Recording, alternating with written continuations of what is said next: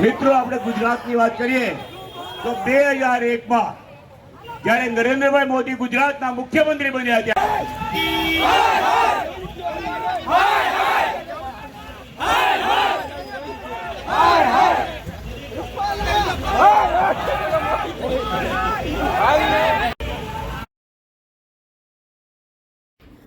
પરસોત્તમ રૂપાલાના વિવાદિત નિવેદનને લઈને ક્ષત્રિય સમાજનો રોષ યથાવત.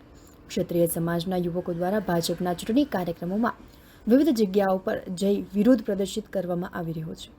આજે શહેરના ઉત્તર સરદારનગર વોર્ડના ચૂંટણી કાર્યાલયના ઉદ્ઘાટન પ્રસંગે મંત્રેસ કોમ્પ્લેક્સ પાસે ચાલુ કાર્યક્રમે ક્ષત્રિય સમાજના લોકો દ્વારા વિરોધ પ્રદર્શિત કરવામાં આવ્યો હતો. લોકસભાના ઉમેદવાર નીમુબેન બાંભણિયાની ઉપસ્થિતિ હોય જ્યાં વિરોધ કરવામાં આવ્યો હતો. પોલીસ દ્વારા ક્ષત્રિય સમાજના યુવકોને અટકાયત કરવામાં આવી હતી.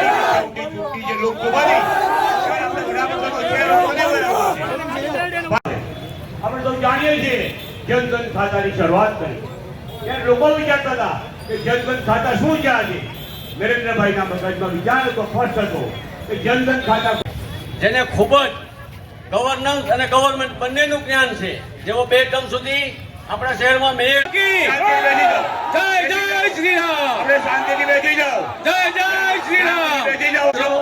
આપણું તો બાબા ગિરીશભાઈ શાહ આપણું ઉદ્બોધન શરૂ રાખશે. આપ સૌ પોતપોતાની જગ્યા પર બેસાડ્યો. આ વિસ્તાર ભારતીય જનતા પક્ષનો ગઢ કહેવાય. ગઢ અમદાવાદ હોય ને તો ખાડિયા એ ભાજપનો ગઢ કહેવાય ને, એ ભાવનગર હોય તો ભારત માતા કી જય જય શ્રી રામ, જય જય શ્રી રામ.